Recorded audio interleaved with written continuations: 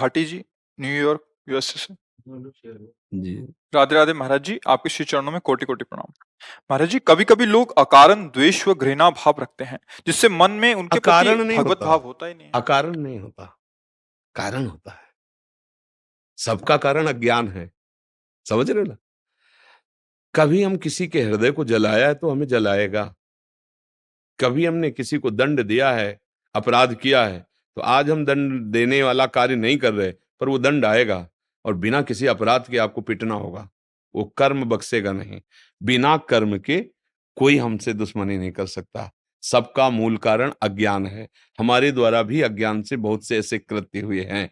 अब उन कृत्यों का भोग भोगने का जब समय आएगा, तो आप अच्छे आचरण कर रहे हो, गलत नहीं हो, पर आपको दंड भोगना पड़ेगा। तब आप कह सकते हो कि भगवान बहुत गलत है। मैंने क्या गलती की थी जो मुझे दंड मिला?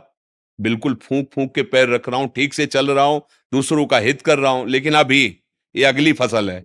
पिछली फसल में तुमने जो किया है वो तुम्हें भोग आ रहा है। तो जो धैर्यवान जन होते हैं, विवेक के द्वारा चुपचाप सह लेते, नया कर्म नहीं बनाते। जैसे किसी ने प्रश्न किया था कल या परसों कि हम बहुत अच्छे चलना चाहते हैं।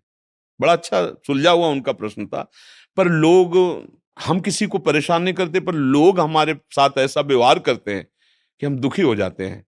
कल तो हमने कहा था सहना पड़ेगा।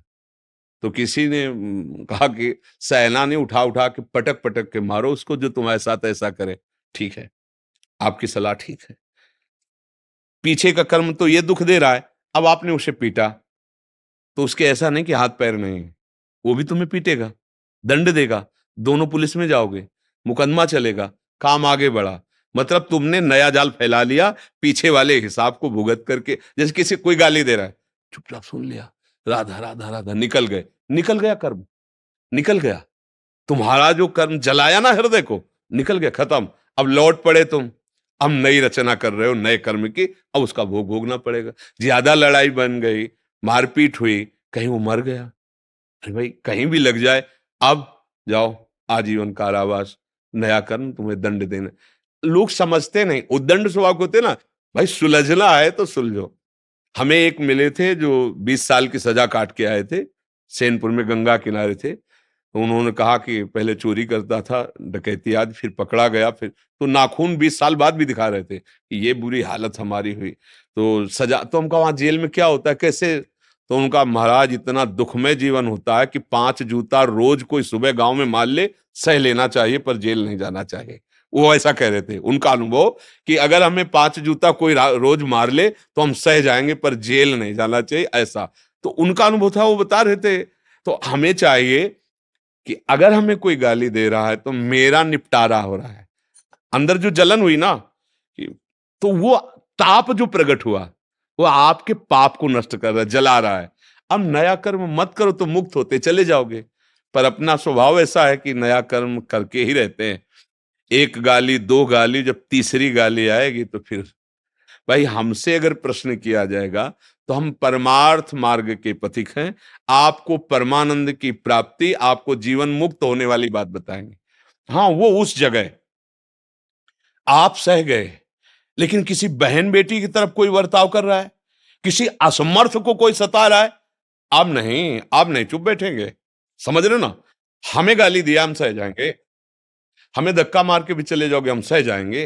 लेकिन हमारी दृष्टि में यदि आया कि किसी माता बहन को या किसी असहाय असमर्थ को तुम, फिर हम नहीं चैन से रहेंगे। अब क्या हुआ? अब धर्म की बात आ गई, परहित की बात आ गई, अब आपकी विजय होगी। अपने सुख दुख को सह करके दूसरों के दुख निवारण के लिए हम चले तो हमारा स्वरूप अच्छा रहेगा। अब यहां क्या है, हम दूसरों को दुख देकर खुद सुखी हो सकते हैं। अगर दूसरा कोई पीटा जा रहा है तो पीट करके निकल जाएंगे, ये आसुरी प्रवृत्ति है, ऐसा नहीं। फिर संतों के पास आने का मतलब क्या रह गया है? हमें तुम गाली दोगे, सह लाएंगे, लेकिन जहां ऐसी परिस्थिति होगी वहां हमारा ये काम नहीं करेगा। वहां अहिंसा परमो धर्मा नहीं होगा।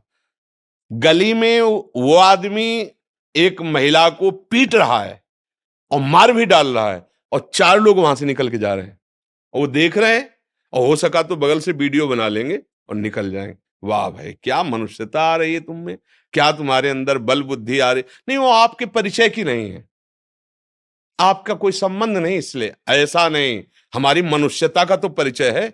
भगवान ने हमें जितना बल दिया हम उसकी रक्षा करेंगे, असहाय को, असमर्थ को, वयोवृद्धों को। ऐसे सहने के लिए हम सह जाएंगे। हमें तुम गाली दो सह जाएंगे, हमारा तुम अहित करो हम तुम्हारा अहित नहीं करेंगे। लेकिन धर्म की बात जहां आ गई वहां फिर ये कायरता कही जाएगी।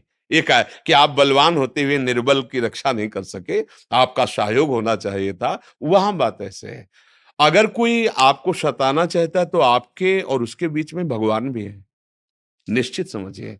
भगवान रक्षक है, वो कृपालु है। वो ऐसा हिसाब लगा देंगे कि अपने आप ठीक हो जाएगा।